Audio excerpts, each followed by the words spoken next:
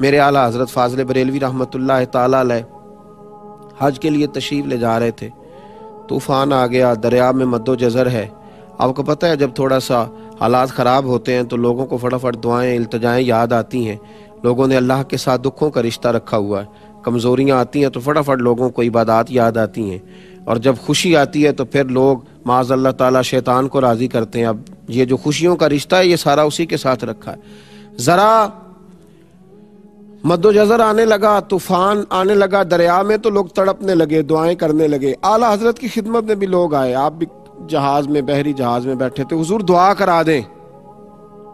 تو اعلیٰ حضرت فرمانے لگے کچھ بھی نہیں ہوگا، دعائیں کرو، وظائف پڑھو، لیکن انشاءاللہ یہ دریا کے کنارے جائے گا جہاز اور ہم بخیر و عافیت پہنچیں گے۔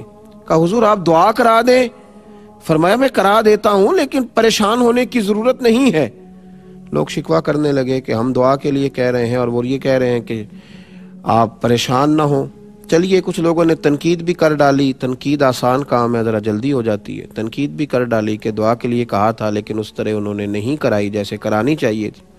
لیکن قربان جائیے تھوڑا ہی وقت گزرا تو دریا کا طوفان تھم گیا۔ جن لوگوں کا خیال تھا نا کہ اب بچیں گے نہیں، معاذ اللہ ڈوبیں گے، وہ بھی کنارے تک لگ گئے۔ اب آہستہ آہستہ حالات بدلتے ہیں تو شرمندگیاں بھی آتی ہیں، گیا ہوا وقت نہیں لوٹا کرتا۔ قریب گئے، معذرت کرنے لگے، حضور غلطی ہو گئی، برا سوچا، کچھ کی زبانوں سے برے جملے بھی نکل گئے، پر آپ بتائیے آپ کو کیسے یقین تھا کہ یہ اس جہاز کو حادثہ نہیں ہوگا، یہ کنارے تک جائے گا؟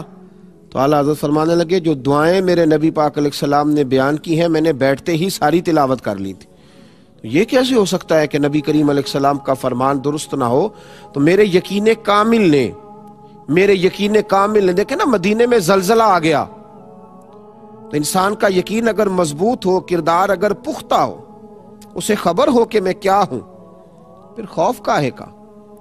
پھر آنے والے حالات اور مد و جزر کے ساتھ اس کی پریشانی کاہے کی؟ پھر تڑپنا کاہے کا؟ پھر چہرے پر اس کے بل کاہے کہ مدینے میں زلزلہ ہے، حضرت عمر کھڑے ہیں، ہاتھ میں درہ اٹھایا تو زور سے زمین پہ درہ مارا، فرمایا زمین ٹھہر جا، زلزلہ بند کر۔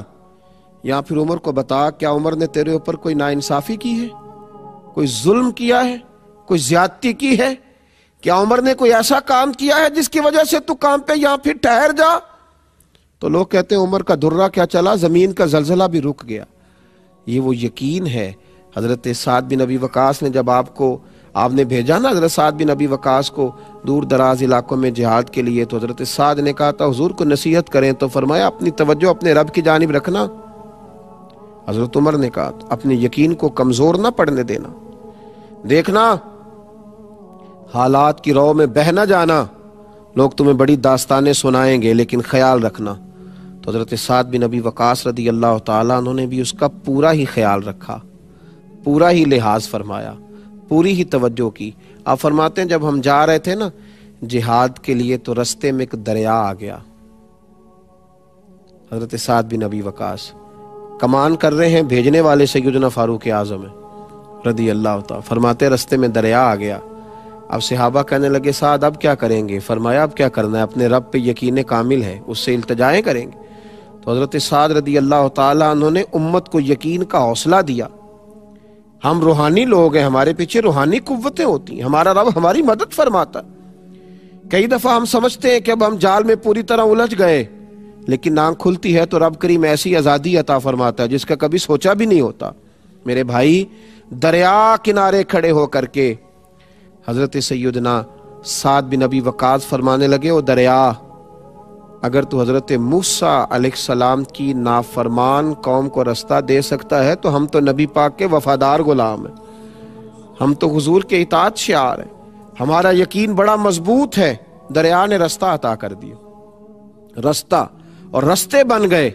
حضرت سعد بن ابی وقاص کا یقین کامل دیکھیے، جب دریا سے اس پار گئے نا آپ تو ایک دفعہ اس یاد کو، یقین کی اس یاد کو پھر زندہ کرنا چاہا۔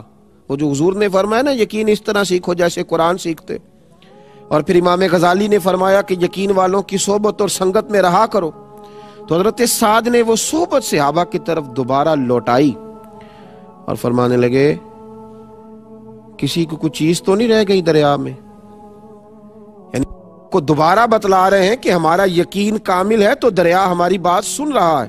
فرمایا کوئی چیز تو نہیں رہ گئی کسی کی، کوئی چیز تو نہیں رہ گئی؟ ایک صحابی نے کہا میرا مٹی کا پیالہ رہ گیا ہے۔ تو حضرت سعد بن ابی وقاص رضی اللہ تعالیٰ انہوں نے دریا کی طرف دیکھا تو فرمانے لگے ہم نبی پاک کے غلام ہیں، چل ہمارا پیالہ بھی واپس کر دے۔ تو دریا نے وہ پیالہ بھی لہروں نے باہر پھینک دیا۔ یقین کی دولت آپ کو جوان رکھتی ہے۔ مسلمان کے لیے سب سے بڑا ہتھیار اس کا یقین ہے، سب سے بڑا ہتھیار۔ دیکھیے نا، حضرت ابو بکر صدیق رضی اللہ تعالیٰ عنہ سے کسی نے پوچھا کہ بدر کی فتح میری سمجھ میں نہیں آتی، ایک طرف 1000 کا لشکر ہو، ذرا ہمیں بھی غور کرنا چاہیے نا، اور ایک ایک آدمی کے پاس 3 قسم کا اسلحہ ہو، تلوار بھی ہے، نیزہ بھی ہے، تیر بھی ہے، ایک ایک کافر کے پاس 3 قسم کا اسلحہ، گھوڑا الگ ہے، اونٹ الگ ہے، 2 سواریاں، اور مسلمان کل 313، 6 زرہیں، 8 تلواریں۔ کہا ابو بکر یہ سمجھ نہیں آتی کیسے کامیابی ہوئی؟ تو جناب صدیق اکبر فرمانے لگے یہ میرے نبی پاک کا یقین کامل ہے، یہ حضور صلی اللہ تعالی علیہ وسلم کے سجدوں کی برکت ہے، یہ نبی پاک کی وہ ایک رات کی عبادت کی لذت ہے۔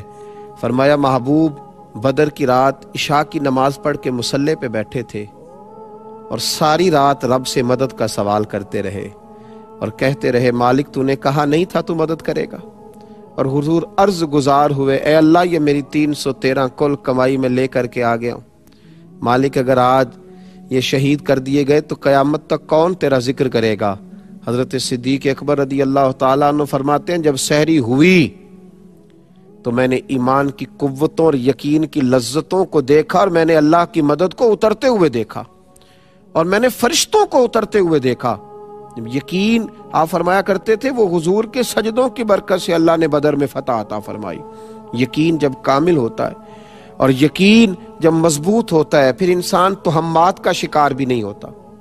یہ توہمات ہے نا، یہ بلی رستہ کاٹ گئی ہے، یہ دودھ گر گیا ہے، یہ فلاں نے ایسے کہہ دیا ہے، ذرا کوئی آدمی آپ کو بات سنا دے گا چہرہ اچھا نہیں لگ رہا، اسی وقت لوگ خراب ہو جائیں گے، بگڑ جائیں گے۔ یہ کمزوری ہے، تھوڑا یقین پیدا کرے۔ تو میرے بھائی اس لیے توجہ رکھیں، یقین کی دولت پیدا کریں، کمزوری بالکل اپنی زندگی میں چھوڑیں۔ ان الذین قالوا ربنا اللہ ثم استقاموا تتنزل علیہم الملائکہ، فرمایا اگر تو اللہ کا نام لے کے ڈٹ جائے گا تو اللہ تیری مدد کے لیے فرشتے بھی نازل کر دے گا۔ اللہ ہمیں سمجھنے کی توفیق عطا فرمائے۔ آخر دعوانا ان الحمدللہ رب العالمین۔